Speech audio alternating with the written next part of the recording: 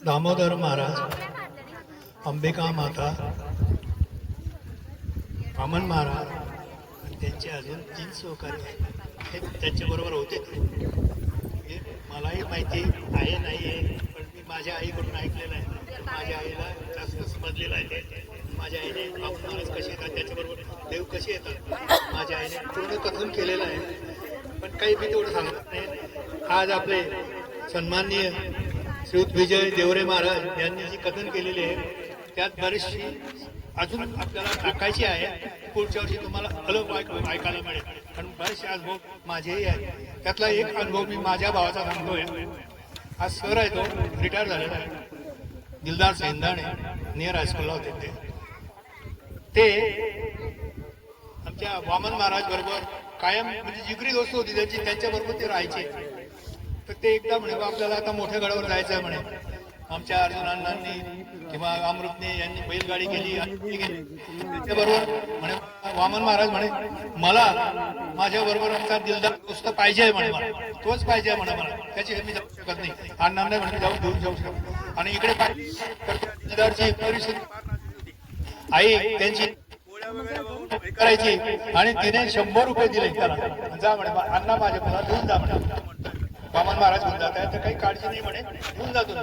त्यामुळे आमच्या भावाला भाऊ होता आमचा दिलदार, त्याला आणायला परवानगी दिली आई. आणि वामन महाराज बरोबर ते त्या बैलगाडीने प्रवासाला निघाले पुढे मोठ्या गडावर. तर तिथे जाताना त्यांनी तिथे माझ्या आईने फक्त 100 रुपये त्याला दिले होते.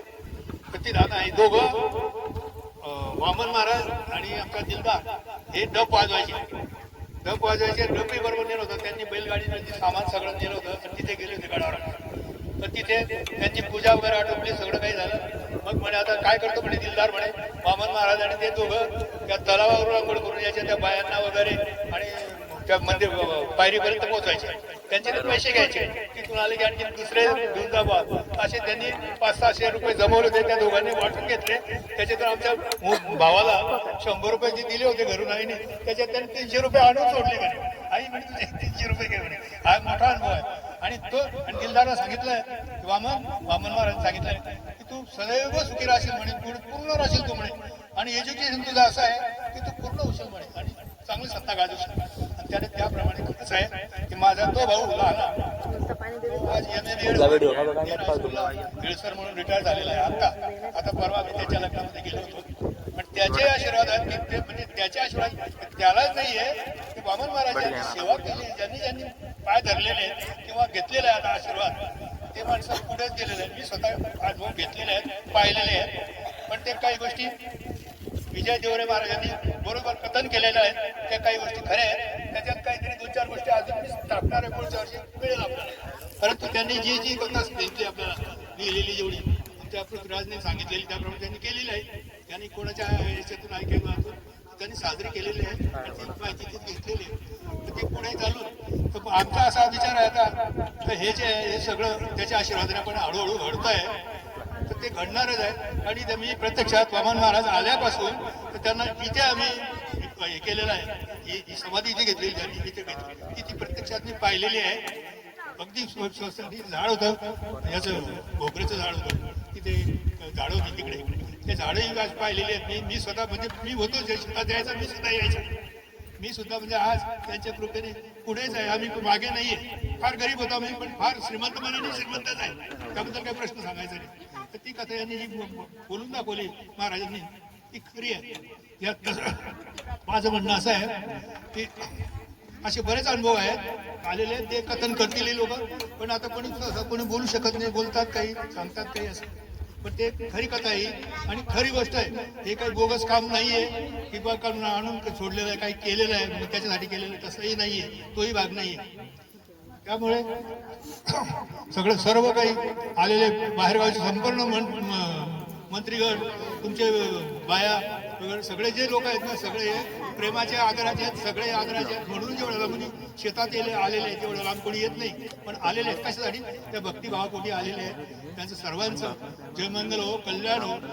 नंतर मला एक सांगायचं आहे, पृथ्वीराजने एक प्रश्न टाकलेला आहे की बा मला मोठं मंदिर बांधवायचं आहे, अमुक करायचं अमुक करायचं. त्यासाठी मला असं वाटतं की आपण गरीब लोक आहेत सगळे, तसं श्रीमंत म्हणायचं नाही, तरी हे आपल्याला त्याची पुण्य आहे आणि कोणी कोणाची पुण्य आहेत आपल्या मागे, हे समजू नका तुम्ही, आपल्या मागे पुण्य हे आहेत. त्यासाठी बा आपल्या मंदिराला दानसाठी काहीतरी देणगी द्यावी, काहीतरी त्याच्यासाठी तुम्ही अशी दान न देताना तुम्ही पावती पुस्तकातून आधारे ती द्यायची. त्याच्यासाठी मी तुम्हाला एक गोष्ट सांगतो, असं समजायचं नाही की बा त्याने 1000 रुपये दिले, त्याने 100 रुपये दिले, त्याने 200 रुपये दिले, त्याने मंदिराला अमुक बांधून दिलं धमुक. आपण स्वतः गरीब लोक जरी असलो तरी आपण त्याच्यात गरीब समजायचं नाही. आपला छोटीशी जरी देणगी असली आपली ती मोठी असते. तर त्याच्यासाठी मी तुम्हाला एक गोष्ट सांगतो. फॉरेनची देणी हे आहे ती गोष्ट. याटो नावाची गरीब मुलगी होती, ती त्या फॉरेनला म्हणजे अमेरिकेमध्ये. तर ती मुलगी बंगार वेचायची, काही काचं गवऱ्या पोळ्या काही आणायची आणि ती त्याच्यावर तिचा उदरनिर्वाह चालवायची. ती त्या मुलीचं नाव होतं याटिओ. याटिओ नावाची जी मुलगी होती तर ती गौऱ्या आपलं काय म्हणतात भंगार वगैरे विसरून आली आणि गर्दी होती तिथे एका ठिकाणी. तर गर्दी ह्याच्यासाठी होती, म्हणजे गर्दी काय आपण विचारायला पाहूया. तर ती लहान मुलगी याटिओ ती गर्दी पाहायला गेली. तर त्या गर्दीमध्ये तिला एक मोठी कढई ठेवली होती, जाळ लावलं आणि त्याच्यात तुम्ही आले, कोणी सोनं टाकायचं, कोणी चांदी टाकायची, कोणी काही टाकायचं दान म्हणून, कोणी पैसे टाकायचे असे. आता ती मुलगीने ते वातावरण पाहिलं, ही काय भानगड आहे. तर त्या भानगडीमुळे त्या मुलीने काय केलं, त्या याटिओने म्हणून मग सगळे टाकताय दान. तर मग माझ्या मला सापडलेलं ते नाणं सापडलं होतं एवढंच, त्या याटिओला एवढं नाणं सापडलं होतं. ते नाणं सापडलेलं म्हणजे मग सगळे दान करताय म्हणे. माझंही दान पुतळा बांधला जातो तिथे स्टॅच्यू येशू ख्रिस्ताचा फॉरेनमध्ये. तर ते टाकू बा आपण, आपलंही नाव राहील सगळ्यांमध्ये, माझा हिस्सा आहे त्याच्यात. थोडा माझा का असेल ना पण माझा हिस्सा आहेच बा त्याच्यात, टाकतो बा मी. तिने प्रेमाने एवढंसं नाणं होतं, प्रेमाने त्या कढईमध्ये तापवत आहे, रसायन तापताय. त्या रसायन तापल्यानंतर ते रसायन स्टॅच्यूमध्ये लावलं ब्लॉकमध्ये. ते ब्लॉकमध्ये टाकताना ते ब्लॉक तयार झाला, ती मूर्ती तयार झाली, त्याच्यात काढली म्हणजे मूर्ती खूप छान झाली म्हणजे चांगलं झालं. परंतु ते जे नाणं टाकलं होतं त्या मुलीने प्रेमाने टाकले होते, एवढं गोल नाणं ते इथे छातीवर आलं. माझं एखादं म्हणतात का हे बरोबर नाही, हे एवढं चुकीचं आलेलं आहे, बरोबर नाही, आणि आणखी पुन्हा टाका म्हणे, आणखी रसायन टाका आणि टाका म्हणे. आणखी टाकला तर ती पुन्हा ते नाणं इथे झालं, रसायन पातळ झाल्यावर सुद्धा टाकून ते नाणं इथे झालं. म्हणजे का मग कोणतरी पाहिलं होतं, पाहिलेलं आहे म्हणे आपलं हे नाणं टाकलेलं आहे.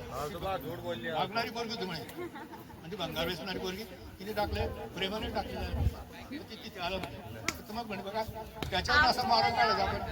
तर त्या मुलीने एवढंसं नाणं दिलं तरी त्या स्टॅच्यूमध्ये ते आले, प्रेमाने दिलेलं आहे.